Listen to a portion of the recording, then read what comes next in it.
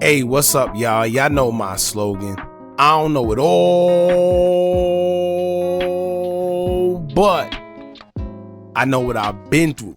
Now, before we get into this video, make sure you check us out on Patreon at www.patreon.com/Hookah Anonymous _. You guys been telling us to create one for the longest, so we recently created a community where we will upload videos that we can't share on YouTube due to their guidelines. We'll also be dropping the latest to there first, behind the scenes information that you wouldn't find anywhere else on our socials. So make sure you become a member, and after you do that, head over to our official Instagram page at Hookah Anonymous _ and follow us there. Now without further ado, let's get into what you guys came here to see. Now, unfortunately, we have to break some bad news, as it's been reported that Atlanta rapper Rich Homie Quan has passed away today due to an overdose. What first started as just rumors and speculation around social media grew into celebrities such as Boozy and R&B singer Jacquees taking to social media to confirm the news. Also, according to TMZ, they would tell us that Rich Homie Quan suddenly passed away in his Atlanta home, and his family, along with a spokesperson from the Fulton County Medical Examiner's Office, would say that it is in fact true and the rapper did lose his life. TMZ is saying that the cause of death haven't been confirmed. However, Boozy is the one that revealed it first, that is due to an overdose.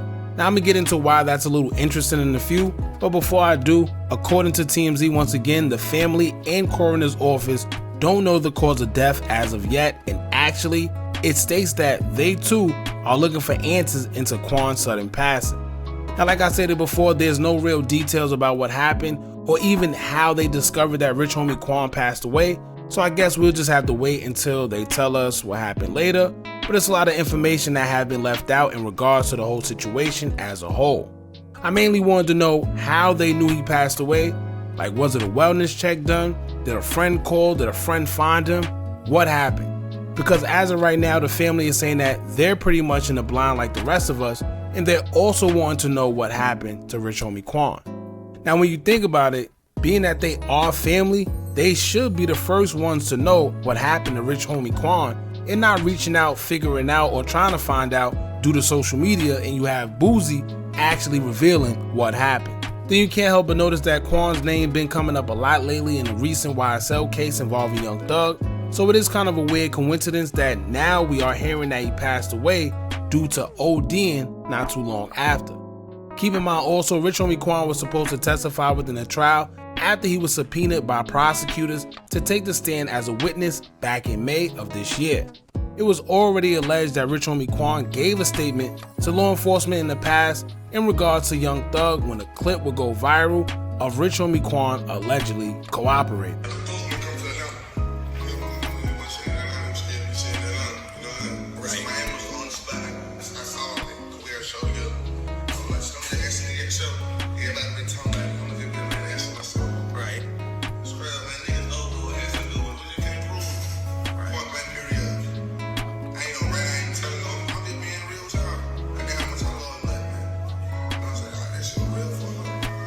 So, why did you suspect Young Thug when you went down to Miami? Because people told you, or did you have some beef with Young Thug at the time that kind of led you?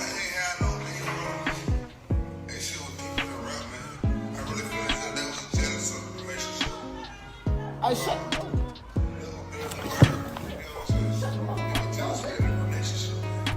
Because you guys seem to be getting along real well before that. I mean, I saw how you guys were working together in the summer 2014.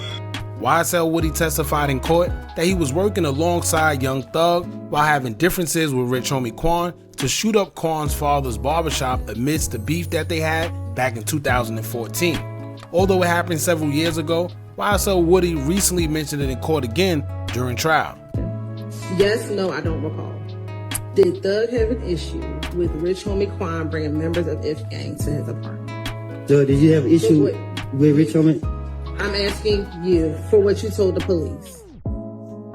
Ironically, an interview that was just released yesterday featuring Quan responding to the claims made by Woody was surfaced, and he would say that Woody fabricated the story and exaggerated. What is a liar? The barbershop did get shot up, but it wasn't like, I don't want to talk much into it, but it wasn't like he has over-exaggerated it, because the same day the barbershop got shot up, it was up and running. So I want to know what you guys think about all this, and we're going to get into the tweets that Boosie made in reference to the passing of Rich Homie Quan. And honestly, the real question is starting to become, how did Boosie find out? I ask this because if the family didn't even know yet, when questioned by TMZ, then who did Boosie get his information from? And after that, who did they get their information from? Right? Hit that thumbs up button so we can get this video into the algorithm, and if you're not subscribed to the platform already, make sure you do so now. Let's get into it. Boosie would inform the world of Rich Homie Quan's passing in a series of tweets, as he would take to his Twitter in the first tweet and say, quote, "Just got word, at Rich Homie Quan just OD'd. Just talked to Quan the other day." In another tweet, he would say, quote, "Just talked to you, bruh. Hashtag rest in peace Quan. Never gonna forget your smile and the way you talk, and of course, your music." In the last tweet, he would say, quote, "We got some good memories together, and that's gonna always bring a smile to my face. Hashtag rest up Quan. We was cooking up some ish too." Then it'll also be confirmed by R&B singer Jacquees, as he would take to his Twitter as well and say, quote, "Rest in peace, my brother Rich Homie Quan. I love you for life. Hashtag Rich Gang." Then he reposted a picture of him and Quan and captioned it calling Quan a legend. Now, although a lot of youngins coming up may not know who Rich Homie Quan is, he definitely put on for Atlanta and had back-to-back hits around 2013 and 2014-ish. With songs such as Walkthrough and Type of Way, you couldn't turn on the radio without hearing one of his songs playing. Fast forward to when he did a deal with Birdman and got down with Rich Gang, he would then join forces with Young Thug, and at the time Rich Homie Quan seemed to be the bigger artist, although Young Thug was a staple in the game as well. Both would go on to make hits such as Tell 'Em, Get the F Out My Face, Rich Gang, and one of the biggest, if not the biggest, Lifestyle. Unfortunately, the two would fall apart as Quan would break apart from the Rich Gang label, although it was never really clear on why him and Thug's relationship turned sour. Quan would return to his solo career and independence yet again and still crank out hits such as Flex, sounding like the old Rich Homie Quan everybody knew from before. Prior to his passing, Quan had a song featuring 2 Chainz called Achi and was teasing on dropping a new project very soon. Now, I always felt that Rich Homie Quan didn't get enough credit on the impact that he brought to the industry when it came to Atlanta.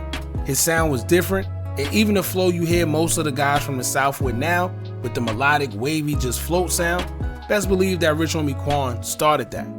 However, with him having a little tension with Birdman, and Birdman being who he is, maybe that stumped Rich Homie's growth in the industry, as we know that artists fall out. Unfortunately, others tend to pick sides or not mess with you based on the relationship that they have for the other person.